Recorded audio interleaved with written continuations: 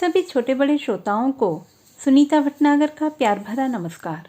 Audio stories के हमारे channel कहानी जगत में आप सभी का स्वागत है। हिंदी कहानियों की श्रृंखला में आइए आज सुनते हैं सुधा अरोड़ा जी द्वारा रचित कहानी उधड़ा हुआ स्वेटर। यूँ तो उस पार्क को लवर्स पार्क कहा जाता था, पर उसमें टहलने वाले ज़्यादातर लोगों की गिनती वरिष्ठ नागरिकों में की जा सकती थी। युवाओं में अल सुबह उठने, जूते के तस्मे बांधने और दौड़ लगाने का न धीरज था न ज़रूरत। वे शाम के वक्त इस अभिजात इलाके के 5 सितारा जिम में पाए जाते थे, ट्रेडमिल पर हाँफ हाँफ कर पसीना बहाते हुए और बाद में बेशकीमती तौलियों से रगड़ रगड़ कर चेहरे को चमकाते और खूबसूरत लंबे गिलासों में गाजर चुकंदर का महंगा जूस पीते हुए। लवर्स पार्क इनके दादा दादियों से आबाद रहता था। जिंदा रहने के लिए सिर्फ इतनी सी छुअन जरूरी होती है, उसे नहीं मालूम था। इस छुअन को पाने की साध इतने बरसों से उसके भीतर कुंडली मारे बैठी थी और उसे पता तक नहीं चला। एक खूबसूरत सपने से जैसे लौट आई थी वह। उन हथेलियों पर अपनी पकड़ को वह कस लेना चाहती थी, पर अचानक उसने पूरा जोर लगाकर अपने चेहरे को आज़ाद कर लिया। सुबह सवेरे जब सूरज अपनी ललाई छोड़कर गुलाबी चमक ले रहा होता, छरहरी सी दिखती एक अधेड़ औरत अपनी बिल्डिंग के गेट से इस पार्क में दाखिल होती, 4-5 चक्कर लगाती और बैठ जाती अकेली बेंच पर। वह बेंच जैसे खास उसके लिए रिजर्व थी। 3 ओर छोटे पेड़ों का झुरमुट और सामने बच्चों का स्लाइड और झूला, जिसके इर्द गिर्द जापानी मिट्टी के रंग बिरंगे सैंडपेट खांचे बने हुए थे, जहां बच्चे अगर स्लाइड से गिर भी जाएं तो उनकी कोहनियां और घुटने ना छिलें। यह बेंच उसने अपने लिए क्यों चुनी थी वह खुद भी नहीं जानती थी। शायद इसलिए कि यह बेंच सैर करने आने वाले बाशिंदों के रास्ते में नहीं पड़ती थी और वह इत्मीनान से सैर पूरी करने के बाद घुटने मोड़कर प्राणायाम की मुद्रा पर आ सकती थी और भ्रामरी प्राणायाम का ओम करते वक्त भी सैर करते लोगों की बातचीत उसकी एकाग्रता में खलल नहीं डालती। 3 महीनों से लगभग रोज ही वह इस वक्त बेंच पर अपना आसन जमा चुकती थी। उस दिन आंखें मूंदे हुए लंबी सांस भीतर खींचते अचानक जब उसने अपना हाथ बदला तो पाया कि दाहिनी हथेली की मध्यमा उंगली लॉक हो गई है। अक्सर ऐसा हो जाता था। उसने आंखें खोली और बाईं उंगलियों से उस उंगली को थोड़ा नरमाई से घुमाया तो देखा कि उसके सामने की रोशनी को एक सफ़ेद आकार ने ढक लिया था। झक सफ़ेद कुर्ता पैजामा पहने वह बूढ़ा किसी साबुन कंपनी की सफ़ेदी का इश्तेहार मालूम होता था। दोनों कनपटियों पर बस नाम भर को थोड़े से सफ़ेद बाल। R.K. लक्ष्मण के कार्टून के काले बालों पर सफ़ेदी फिरा दी हो जैसे किसी ने। सॉरी, लेकिन it's not the right way to do pranayama, बूढ़े ने अंग्रेजी में कहा तो औरत की तंद्रा टूटी। उसने समझा कि बूढ़ा उससे कुछ कहना चाहता है। Please come this side. औरत ने अपनी उंगलियों को बाएं कान की ओर ले जाकर इशारे से बताया कि सुनाई नहीं दे रहा, वे दाहिनी ओर आकर बताएं। थोड़ा खिसक कर बेंच पर खाली जगह पर बूढ़ा दाहिनी ओर बैठते ही बोला, मैं रोज़ तुम्हें देखता हूँ, आज अपने को रोक नहीं पाया।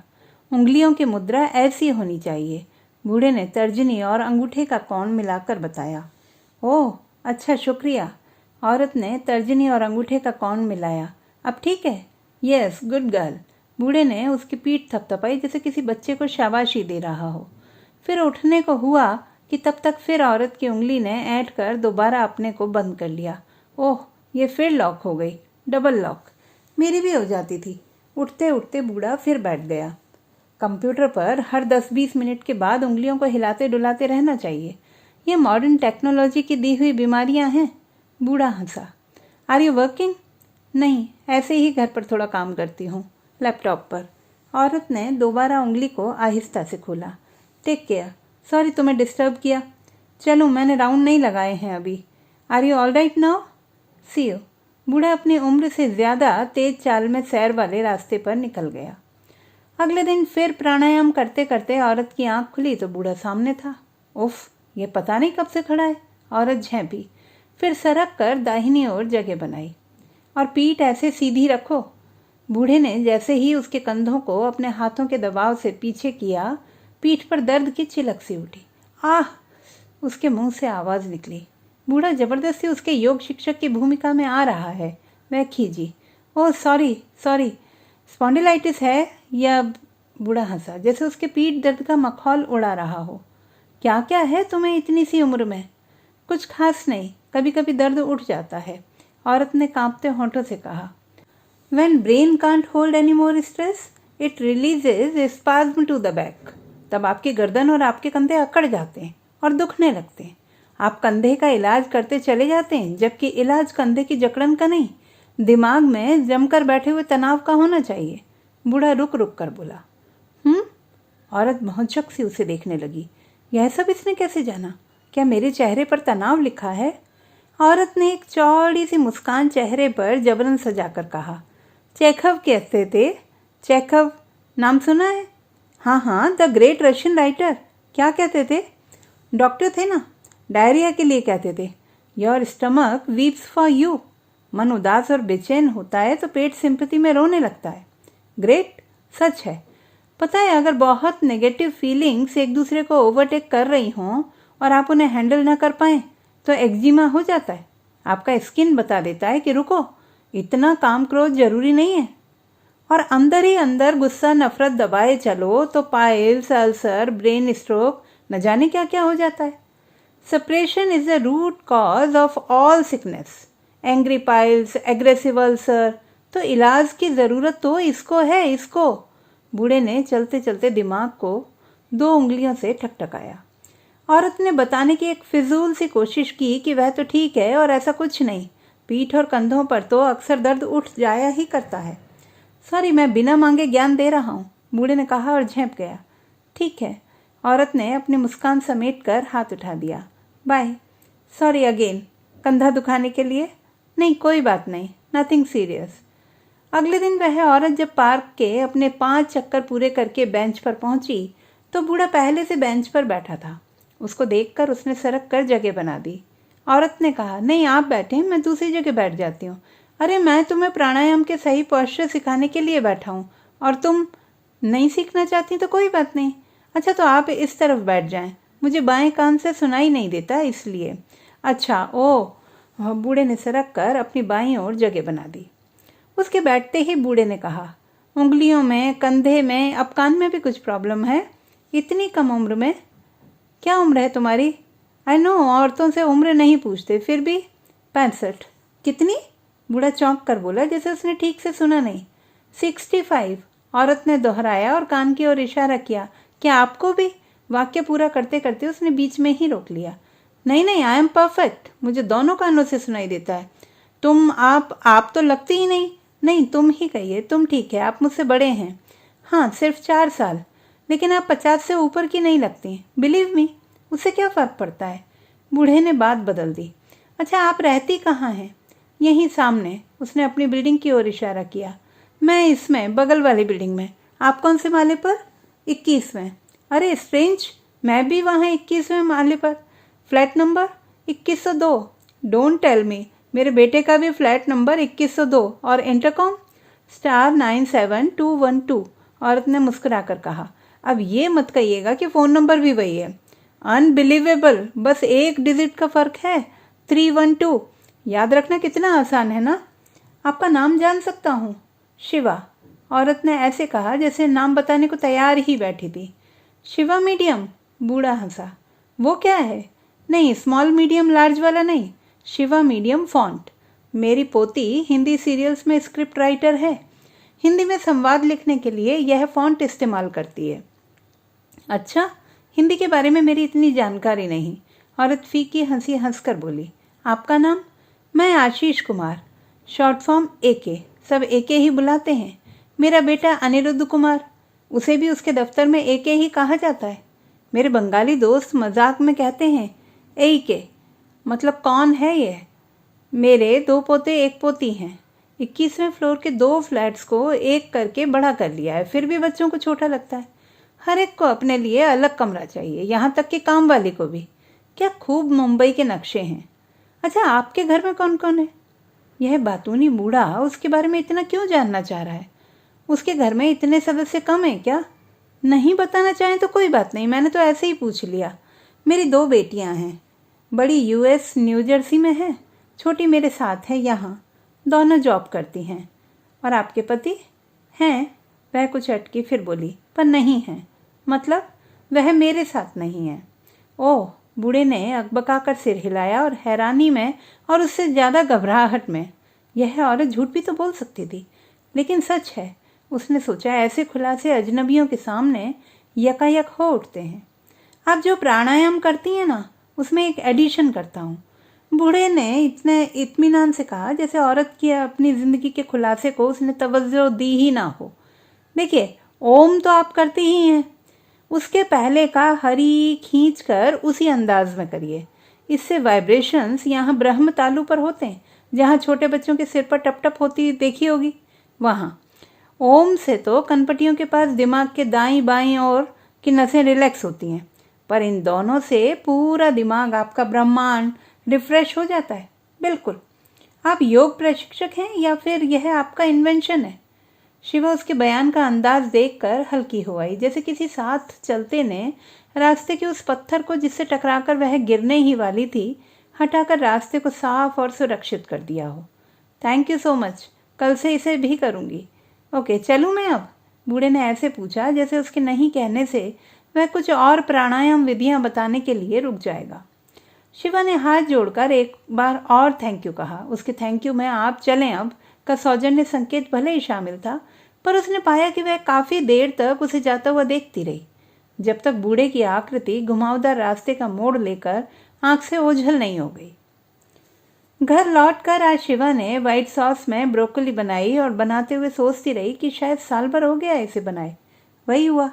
छोटी बिटिया काम से लौटी और जैसे ही खाना मेज़ पर देखा, बोली, वाह, आज क्या है मॉम? किसी का बर्थडे है? फिर सिर खुजाते हुए याद करने लगी। मुझे तो याद नहीं आ रहा। नहीं रे, ऐसे ही मन हुआ बनाने का, शिवा ने झेंपते हुए कहा। बेटी ने फुर्सत से उंगलियां चाटने की आवाज़ को भी नहीं रोका। एटिकेट्स के चलते खाने की मेज़ पर जिसकी मनाही थी, खिली हुई मुस्कान के साथ बोली, तो मन से कहो, कभी कभी ऐसा हो जाया करे। शिवा मंद मंद मुस्कुराती रही। बेटी कितना ख्याल रखती है उसका। ऑफिस की टेंशन कभी उससे शेयर नहीं करती। अपनी दोस्तों से जब फ़ोन पर बात करती है तभी उसके जॉब के तनाव उस तक पहुंचते हैं। जब तब छुट्टी के दिन किसी अच्छी फिल्म की 2 टिकटें ले आती है और अपनी दोस्तों के साथ न जाकर अपनी माँ के साथ एक वीकेंड बिताती है। और वह है कि बरसों इस इंतज़ार में रही कि बेटी का किसी से अफेयर हो जाए तो कम से कम उसकी शादी तो वह आंख पर देख ले। एक लड़का उसे पसंद आया भी, पर जब तक शिवा उसे पसंद कर अपने घर का हिस्सा बनाने को तैयार हुई, वह लड़का बेटी की ही एक दोस्त पर रीझ बैठा और बेटी को पैरों के एक्जिमा का महीनों इलाज करवाना पड़ा। शिवा ने बेटी की शादी के सुनहरे सपनों से तौबा कर ली और खाली वक्त में दोनों माँ बेटी स्क्रिबल खेलकर या सुडोकू के खाने भरकर संतुष्ट होती रहीं। तब से जिंदगी एक व्यवस्थित पटरी पर चल रही थी। सुबह बेटी के टिफिन में गाजर के पराठे के साथ लहसुन का अचार रखना शिवा नहीं भूली, और बेटी ने रात की ब्रोकली के एवज में गले में बाहें डालकर विदा ली। आज भी कल की तरह कुछ डैशिंग बना लेना मॉम। मूड ना हो तो मैं चाइनीज लेती आऊँगी। जस्ट गिव मी अ टिंकल। शिवा की मुस्कान आंखों के कोरों तक खिंच गई। बेटी को भेजकर उसने पार्क का रुख किया। अपनी उसी बेंच पर सैर के चक्कर पूरे करने के बाद वह बैठी थी। 5-10 मिनट वह राह तकती रही, फिर दूर से बूढ़ा आता हुआ दिखा। झक सफ़ेद कुर्ता पजामा पास आकर ठिठक गया। उसने मुस्कुराकर देखा तो वह बेंच की एक ओर बैठ गया, लेकिन बैठते ही उठकर दूसरी ओर जाते हुए बोला, ओह, मैं भूल गया था कि आपको इस कान से सुनाई नहीं देता। मेरी वाइफ भी एक कान से थोड़ा कम सुनती थी। शिवा सकते में आ गई। क्या? उसे झटका लगा, जैसे कोई उसके दिमाग की सारी शिराओं को अस्त व्यस्त कर रहा था। क्या आप? बूढ़ा अटका। अरे नहीं नहीं, आप गलत सोच रही हैं। मैंने उस पर कभी हाथ नहीं। मैं तो, शिवा ने सूखी आवाज़ में अटपटा कर पूछा, तो फिर आपको कैसे मालूम कि हाथ उठाने से कान का पर्दा फट जाता है? बूढ़े ने गला खंकारा। मेरी वाइफ एक एनजीओ में मदद करने जाती थी। बताती थी कि डोमेस्टिक वायलेंस की शिकार 80% औरतों के कान के पर्दे फटे होते हैं, लेकिन उसे हियरिंग की प्रॉब्लम थी। उसने हियरिंग ऐड लगा रखा था। शिवा ने सशंकित निगाहों से बूढ़े को आर पार देखा, जैसे वह आश्वस्त नहीं थी। यहाँ? किस एनजीओ में? नहीं नहीं, हम मुंबई में नहीं रहते। शिवा की आवाज़ में थकन थी। नए आए हैं इस इलाके में? नहीं, पहले भी आ चुके हैं कई बार। बेटा यहाँ रहता है, हम तो आसनसोल रहते हैं। रहते थे। माई वाइफ पास्ड अवे 6 महीने पहले। बूढ़ा बोलते बोलते रुका और उसने आंखें झुका ली, झुकाने से ज़्यादा फेर ली कि आंखों की नमी कोई देख ना ले। Oh sorry. तो बेटा जिद करके अपने साथ ले आया। पापा अकेले कैसे रहेंगे? यहाँ पोते पोतियाँ, नौकर चाकर, ड्राइवर, माली सब हैं, चहल पहल है। पर आपकी वाइफ बीमार थी, बस 10 दिन। कभी बताया ही नहीं उसने कि तकलीफ है उसे कहीं। डॉक्टर के पास जाने को तैयार ही नहीं थी। अपनी डॉक्टर खुद थी वो, खुद ही आयुर्वेदिक होम्योपैथिक खाती रहती थी, चूरन चाटती रहती थी। जिस दिन उल्टी में खून के थक्के निकले उस दिन बताया। लास्ट स्टेज में बीमारी डिटेक्ट हुई थी। उसने कभी शिकायत ही नहीं की। पता ही नहीं चला कि कैंसर पूरे पेट से होता हुआ लंग्स तक पहुंच गया है। उसके माँ बाबा दोनों कैंसर से गुजर गए थे। जब कैंसर डिटेक्ट हो गया तो कहती थी, आशी मुझे ज़्यादा याद मत करना, नहीं तो वहाँ भी चैन से रह नहीं पाऊंगी। बिंदा मुझे आशी कहती थी। आशी। बूढ़े ने बिंदा की आवाज़ को याद करते हुए अपने को पुकारा। पुकार के साथ ही चेहरे पर गहराते बादलों की धूसर छाया पसर गई। हमेशा कहती थी कि मैं धीरे धीरे मरना नहीं चाहती, बस चलती फिरती उड़ जाऊं आपके कंधों पर। वही हुआ। मेरे साथ वॉक करते करते अचानक लड़खड़ा गई। मैंने बाहों का सहारा दिया तो मेरी ओर ताकते एक हिचकी ली और बस। सब कहते हैं ऐसी मौत संतों को आती है, पर जाने वाला चला जाता है। पीछे छूट जाने वालों के लिए ऐसी विदाई को झेलना आसान होता है क्या? कहते हुए बूढ़े के चेहरे पर स्मृतियों में डूब जाने की जो रेखाएं उभरी, संवाद वहां से आगे नहीं जा सकता था। चुप्पी में ही बगैर हाथ हिलाए विदा की मुद्रा में बूढ़ा उठा और चल दिया। शिवा घर पहुंची तो 10:30 बज चुके थे। बातों बातों में वो भूल ही गई थी कि शनिवार की सुबह बड़ी बिटिया न्यू जर्सी से फ़ोन मिलाती है। शुक्रवार रात को वह फुर्सत से बात करती है क्योंकि शनिवार उसे काम पर जाना नहीं होता। जब फ़ोन की लंबी सी घंटी बजी तो उसे वार याद आ गया। फ़ोन उसने लपक कर उठाया। उधर से खींची हुई आवाज़ थी, क्या माँ, फ़ोन क्यों नहीं उठा रही हो? शिवा ने अटकते हुए कहा, आज ज़रा पार्क में देर हो गई। उधर से सुरीले सुर में डांट डपट थी, कितनी बार कहा है माँ, मोबाइल लेकर जाया करो। मॉम से माँ बनी शिवा ने इतराकर कहा, अपना वज़न उठा लूँ वही बहुत है। शरीर का तो नहीं, पर दिमाग में ज़रूरत से ज़्यादा वज़न है, उसका ख्याल रखो। उसके बाद आदतन उसने सारी दवाइयों के लिए पूछा, कैल्शियम ले रही हो रेगुलर या भूल जाती हो? यह बेटी अब उसकी माँ के रोल में आ गई है। जैसे स्कूल से लौटे हुए बच्चे का कान पकड़कर माँ पूरे दिन का ब्यौरा पूछती है, कुछ कुछ उसी अंदाज में यह उसकी खुराक, दवाइयाँ, मालिश और व्यायाम के बारे में दरियाफ्त करती है। खासियत यह है कि फ़ोन पर उसकी आवाज़ भर से वह पहचान जाती है कि माँ झूठ बोल रही है और दवा अक्सर भूल जाती है। उससे झूठ बोला ही नहीं जा सकता। बेटी ने हाल ही में एक हिंदी फिल्म देखी थी जिसके बारे में वह बताती रही। बात के बीच में एकाएक उसने टोका, कहाँ हो आप? डिस्ट्रैक्टेड क्यों हो? ध्यान कहाँ है? फ़ोन पर जैसे आईना लगा हो। सही वक्त पर माँ के हुंकारा न भरने पर 2 सेकंड में बेटी पहचान जाती थी कि माँ कुछ और सोच रही है। देर तक दोनों फिल्म के बारे में बात करते रहे। फ़ोन रखते हुए उसने पूछा, और मैक कहाँ है? कहाँ होगा भला? अपने रिहर्सल पर गया है। आए तो उसे मेरा प्यार देना, शिवा ने कहा। बेटी एकाएक चहकी, ओह आप सुधर गई हो माँ, एकदम sane voice, not cynical anymore. Shiva मुस्कुराई। बहुत डांट खाई है उसने मैक को लेकर। माँ आप ऐसे नाम लेती हो उसका जैसे आपका बड़ा लाडला दामाद है, और हो भी तो लाड़ को अपने तक ही रखो। He is not my husband और होने का कोई चांस भी नहीं है। He is a good friend, वो हमेशा रहेगा। लेकिन शिवा कोंचती रही स्वयं को। इतने सालों से साथ हो, कितना आजमाओगे एक दूसरे को? अब तो शादी कर लो। एक बार तो बेटी ने तलखी से कह दिया था, शादी करके अपना हाल देख देख करके जी नहीं भरा। अभी जो अपनी बेटी को भी शादी की सलाह दे रही हो। आज वही बेटी चहक कर बोल रही थी, लव यू माँ, जाओ नाश्ता करो, मुझे भी बहुत नींद आ रही है, अब सोऊंगी। You have a nice day. शाम को छोटी बेटी चाइनीज़ खाने का पार्सल लेती हुई आई। शिवा की पसंद के मोमोज और उसकी पसंद का वेज हक्का और पनीर मंचूरियन।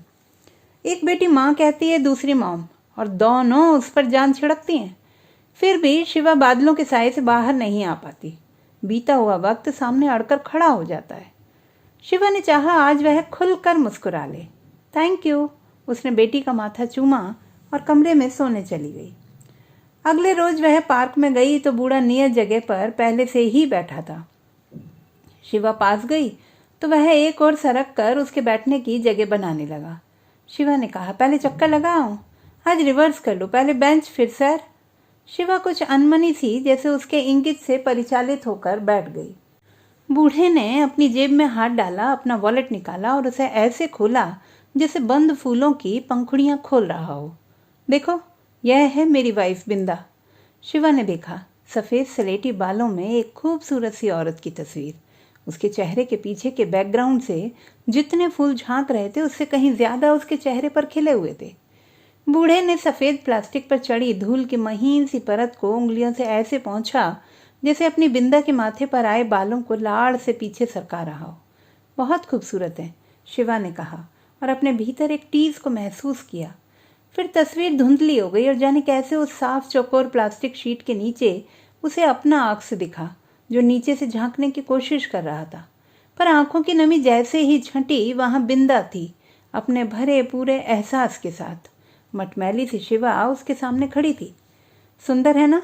बूढ़े ने फिर पूछा और इस बार धूल पूछी तस्वीर को निहारता रहा। बहुत। शिवा होंठों को खींचकर मुस्कुराई और अपने में सिमट गई। शुरू जनवरी की ठंडक हवा में थी, सुबह और रात को एक हल्के से स्वेटर के लायक।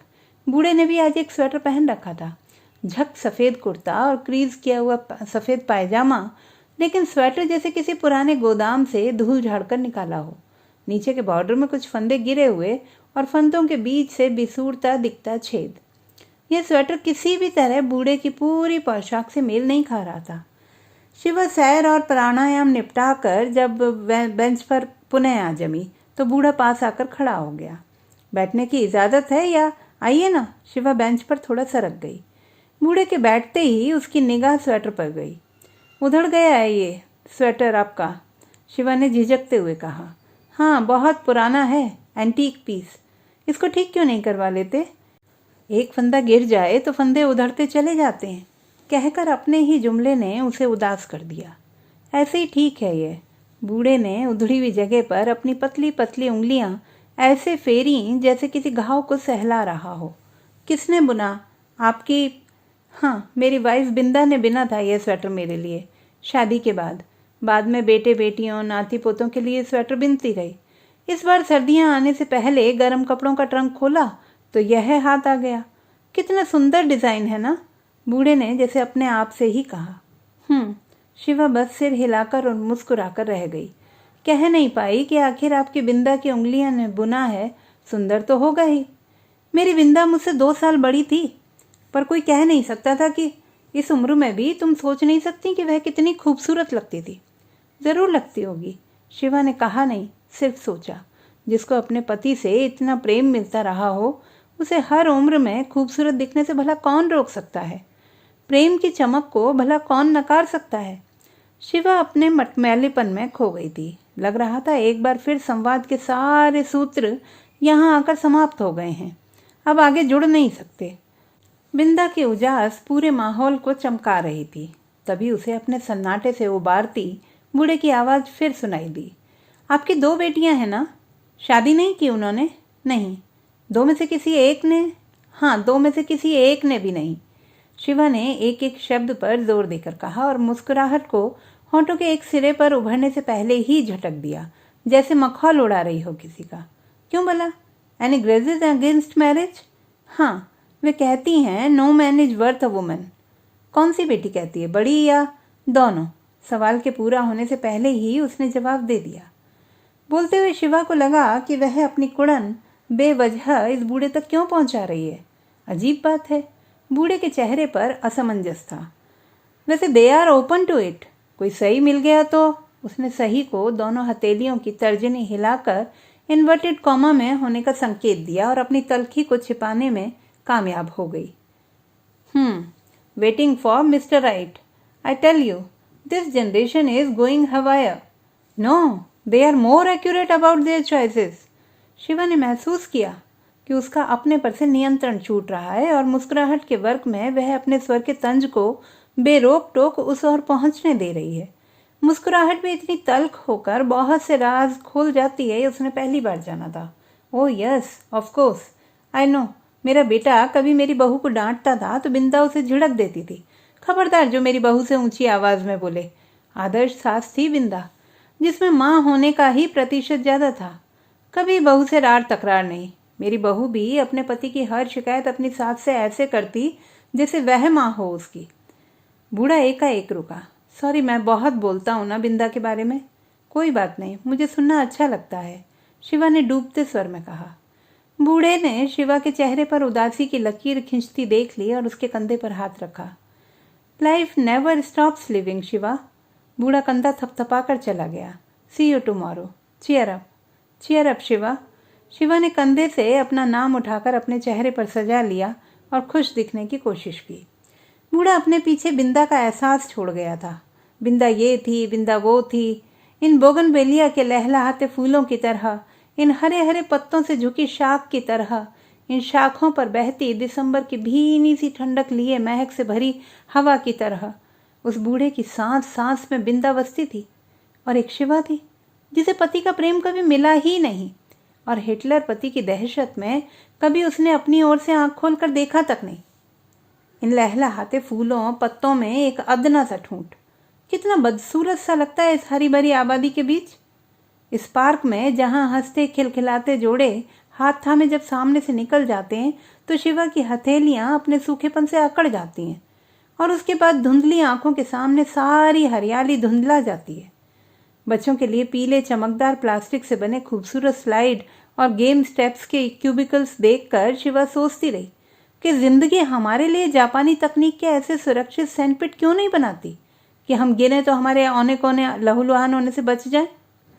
अतीत के धूसर सायों ने इस कदर छा लिया था कि शाम को हरारत सी महसूस होने लगी और अगले दिन बुखार हो आया।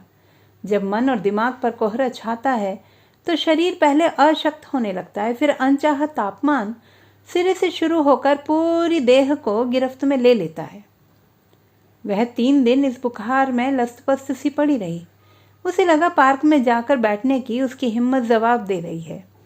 छोटी बेटी का टिफिन तैयार कर अब वह अपने चाय के कप के साथ बालकनी में बैठी थी। इस बालकनी के साथ सुबह की बहुत सारी यादें जुड़ी थीं। कभी अपनी दोनों बेटियों के पिता के साथ इस बालकनी में बैठकर चाय पीते हुए भरसक इस कोशिश में रहती थी कि बेटियां रात का कोई भी निशान उसके चेहरे या गर्दन पर पड़ ना लें। इस कोशिश में वह अपने चेहरे पर एक मुस्कान को ढीठ की तरह अड़कर बिठाए रखती थी, पर बेटियों के स्कूल, कॉलेज या नौकरी पर जाते ही वह मुस्कान अड़ियल बच्चे की तरह उसकी पकड़ से छूट भागती और वह जिंदगी के गुणा भाग में फिर से उलझ जाती। अब मुस्कान के उस खोल की जरूरत नहीं रही, उसने सोचा, और बगैर शक्कर की चाय के फीके घूंट गले से नीचे उंडेलती रही। कमरे की ठहरी हुई हवा में नैयरा नूर की आवाज में फैज की नज्म तैर रही थी। जिस घड़ी सीनों में डूबे हुए दिन आस्तीनों में नेहा हाथों की राह तकने लगे, आस लिए जब न कोई बात चले, जिस घड़ी रात चले, जिस घड़ी मातमी सुनसान सियाह रात चले, तुम मेरे पास रहो। कब बेटी उससे कहकर चली गई, okay mom, going, your morning walk friend is coming to see you, I have kept the door open. उसने सुना तक नहीं। अपनी कुर्सी के हत्थे पर एक झुर्रियों वाला हाथ देखकर शिवा चौंकी। अरे आप कब? मैं यहाँ 1 मिनट नहीं तो 40 सेकंड से तो खड़ा ही हूँ। तुम्हारी बेटी ने इंटरकॉम पर मेरा स्वागत किया और कहा, मम्मी ठीक है, चाय पी रही हैं, you can give her company. लेकिन आप कहाँ खोई हैं मैम? बूढ़े ने लाड़ भरे स्वर में कहा। Lost in the sky, I have disturb you perhaps. फिर रुककर किंचित मुस्कुराते हुए वाक्य पूरा किया, शायद मैंने आकर तुम्हारी दुनिया में खलल डाला। शिवा ने आंखें ऊपर नहीं उठाई। बूढ़े ने अब धीमे से कहा, मुझे लगा तुम कहीं बीमार ना हो इसलिए देखने चला आया तुम्हें। सॉरी, उसने माफ़ी मांगी, पर शब्द बुदबुदाहट में सिमट कर रह गए। बाएं हाथ की उंगलियों ने उठकर धीरे से दूसरी कुर्सी की ओर इशारा किया, बैठ जाइए प्लीज़। बूढ़े ने सुना नहीं और कुर्सी पर अनमनी सी बैठी शिवा की आंखों में झांका। शिवा ने एकाएक महसूस किया कि उसकी आंखों के कोरों पर बूंदें ढलकने को ही थी। ये आंसू भी कभी कभी कैसा धोखा देते हैं, बिन बुलाए मेहमान की तरह मन की चुगली करते आंखों के कोरों पर आ धमकते हैं और बेशर्मी से गालों पर ढुलक कर मन के बोझिल होने का राज खोल जाते हैं। शिवा ने जैसे ही आंखें उठाई वहां से एक बूंद ढलक गई। बूढ़े ने उन आंखों में अपना अक्स देखा और धीमे से अपनी हथेलियां उसके चेहरे की ओर बढ़ा दी। उस मुरझाए चेहरे को दो बूढ़ी हथेलियों ने भीगे पत्तों की तरह जैसे ही थामा, चेहरे ने अपने को उस अंजुरी में समो दिया। गुलाब की पंखुड़ियों सा इतना मुलायम स्पर्श, जैसे कोई रुई के फाहों से घाव सहला रहा हो। हथेली के बीच आंसू अब पूरी नमी के साथ बेरोक टोक बेआवाज बह रहे थे। कोई बाढ़ जैसे टूट गई थी। शिवा को लगा यह वक्त जिसका उसे सदियों से इंतजार था यहीं थम जाए। बूढ़े की उंगलियां उसके बालों में हल्के से फिर रही थी। उन उंगलियों की छुअन कानों की लबों तक पहुंच रही थी। वह चाह रही थी कि अपने भीतर जमा हुआ वह सब कुछ इन हथेलियों में उंडेल दे जो उसने अपने आप से भी कभी शेयर नहीं किया था। शिवा भूल गई थी कि एक फ्लैट की बालकनी होने के बावजूद यह एक खुली जगह थी। दाईं बाईं और बने टावरों की बालकनी में खड़े होकर या इसी इमारत के दूसरे बरामदों से उन्हें देखा जा सकता था। जो अपने आंसुओं को अब तक अपने से भी छिपाती आई थी, वह आज इस तरह अपने को उघाड़ क्यों रही है? लेकिन उन हथेलियों की नमी थी कि शिवा अपने को हटा ही नहीं पा रही थी। कमरे में हवा लहराने लगी थी। आंसुओं से भीगे चेहरे पर ताजी ठंडी हवा की छुअन पाकर शिवा ने अपनी मुंदी हुई आंखें खोली। उसके जहन में एक पुरानी भूली बिसरी पंक्ति बजी, to die at the moment of supreme bliss. जिंदा रहने के लिए सिर्फ इतनी सी छुअन जरूरी होती है, उसे नहीं मालूम था। इस छुअन को पाने की साध इतने बरसों से उसके भीतर कुंडली मारे बैठी थी और उसे पता तक नहीं चला। एक खूबसूरत सपने से जैसे लौट आई थी वह। उन हथेलियों पर अपनी पकड़ को वह कस लेना चाहती थी, पर अचानक उसने पूरा जोर लगाकर अपने चेहरे को आजाद कर लिया। बूढ़ा अब बाहर फैले शून्य में ताकता हुआ खड़ा था, मुट्ठी बांधे अकबकाया सा। पास रखी खाली कुर्सी पर डहते हुए उसने कहा, आई एम सॉरी। कहने के बाद उसने बंदी मुट्ठी खोली और हथेलियों से अपने चेहरे को ढक लिया। भीगे चेहरे को छिपाए वह बुदबुदाया, आई एम सॉरी शिवा। कुर्ते की जेब से रुमाल निकाला और अपनी भीगी आंखों को पोंछा। बिना उसकी ओर देखे उसने जैसे अपने आप से कहा, शिवा मुझे ऐसा क्यों लगा जैसे बिंदा लौट आई है। मेरी बिंदा, 6 महीने से मैं उसे ढूंढ रहा था और वह यहाँ बैठी थी मेरे सामने। शिवा मुझे माफ़ कर देना। मुझे आज वो बहुत दिनों बाद दिखी तो मैं अपने आप को रोक नहीं पाया। और वह फफक कर रोने लगा। शिवा जैसे पत्थर की शिला हो गई, पथिराई सी उठ खड़ी हुई। चाय लाती हूँ। उसके होंठ हिले और वह रसोई की ओर मुड़ गई। बिंदा, तो यह छुअन शिवा के हिस्से की नहीं थी। शिवा के लिए नहीं थी, बिंदा के लिए थी।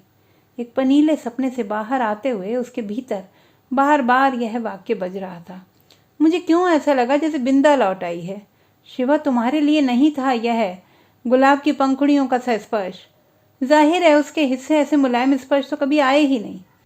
उसके हिस्से में पहला पुरुष स्पर्श उस चुंबन का था जो होंठों पर जबरन प्रहार की तरह था। उसके अपने फूफा का, जब उसकी उम्र सिर्फ 12 साल की थी, जिसके बाद होंठ 3 दिन तक सूजे रहे थे और वह अपने माँ पापा सब से अपने होंठों को छिपाती रही थी, जैसे कितना बड़ा अपराध कर डाला था उसके होंठों ने। उसे लगा था जैसे अब वे होंठ फिर से पहले जैसे होंठ कभी बन ही नहीं पाएंगे।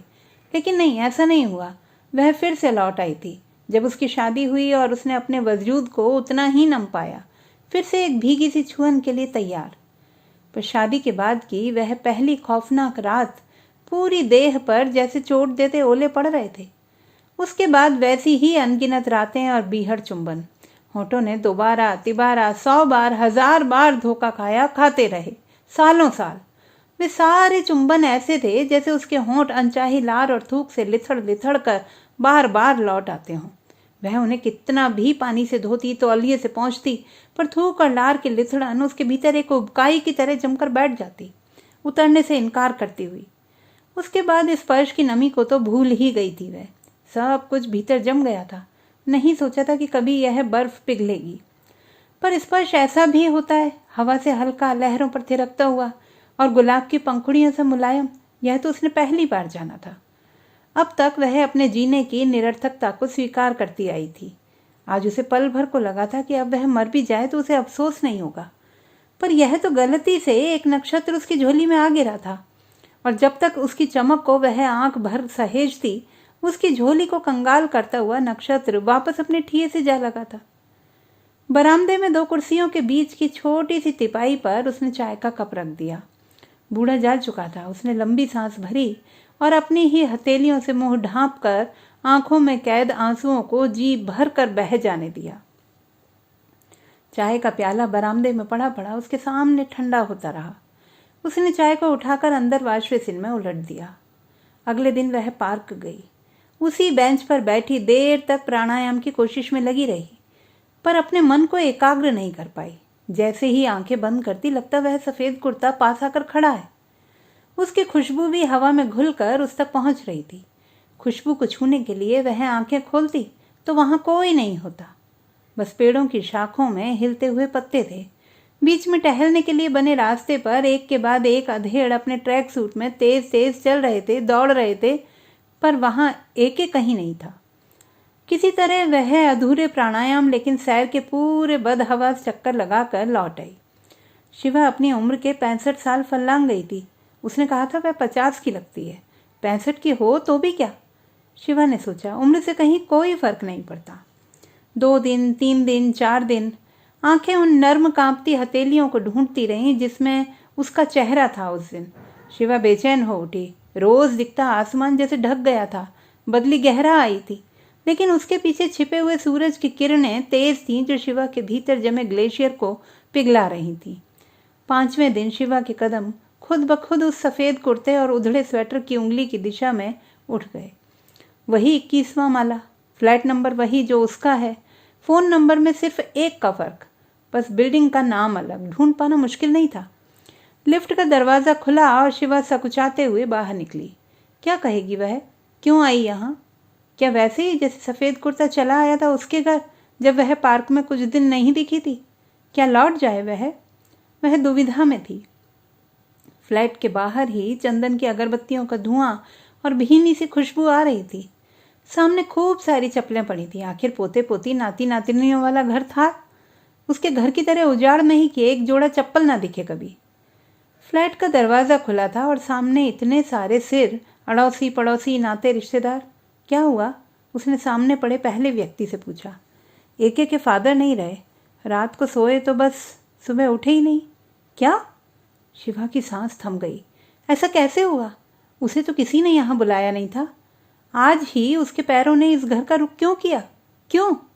इस मलाल से कहीं बड़ा मलाल यह था कि उसके पैरों ने इस घर का रुख इतने दिनों तक क्यों नहीं किया।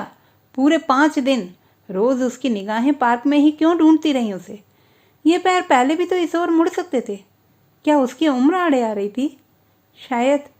शायद वह पहले यहाँ आ गई होती तो बिंदा से मिलने की ऐसी अफरा तफरी ना होती इन एके को। गले के भीतर रुलाई का एक गुबार सा उठा, जिसे नीचे धकेलने की कोशिश में उसका सिर वजनी हो रहा था। मन ने चाहा कि यहीं से अपने को लौटा ले, पर पैर अपने आप सामने खड़े लोगों के बीच से राह बनाते आगे को बढ़ चले। जहां जमीन पर एक रंगीन चटाई पर सफेद चादर से ढका वह चेहरा लेटा था, शांत निस्पंद, कसकर भिंचे हुए पतले पतले होंठ। शिवा एक टक आशीष कुमार के चेहरे को निहारती रही, जहां अब आई एम सॉरी का कोई माफीनामा नहीं था।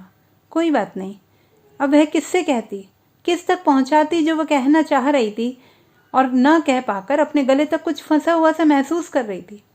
जमीन पर बिछी हुई एक रंगीन चटाई पर लेटे उस चेहरे पर एक अपूर्व शांति थी। कोई इच्छा, आकांक्षा, लालसा जहां बची ना हो।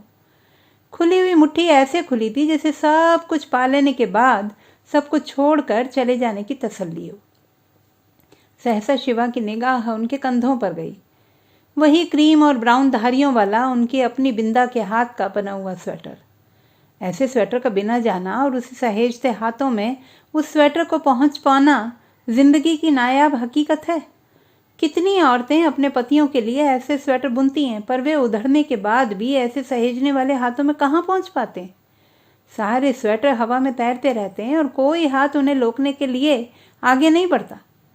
एक दिन वे सारे स्वेटर पूरे आसमान को ढक लेते हैं और उजाले की एक किरण को भी धरती तक पहुंचने नहीं देते। शिवा के गले तक आया रुलाई का गुबार आंखों के रास्ते बह निकला, जैसे कोई बढ़ती आती लहर सूखी रेत को दूर तक भिगो दे और फिर भिगोती चली जाए। आखिर अपनी बिंदा के पास वे इस उधड़े हुए स्वेटर को पहने बिना कैसे जा सकते थे? शिवा ने सोचा और अपने को तसल्ली दी। नहीं, उनकी जगह वहीं थी जहां वे इस वक्त चले गए हैं। क्या सचमुच अपनी बिंदा के पास? शिवा एक साए की तरह मुड़ गई, जैसे अपने को वहीं छोड़ आई हो। पैरों ने अपने फ्लैट की ओर रुख किया, जहां बालकनी की कुर्सी पर चाय का अनछुआ कप जैसे बरसों से अब तक वहीं पड़ा था। तो दोस्तों, यदि हमारी आज की कहानी आपको कैसी लगी, कमेंट बॉक्स में लिखना ना भूलें। चैनल को सब्सक्राइब करें, लाइक करें और मित्रों के साथ शेयर करें।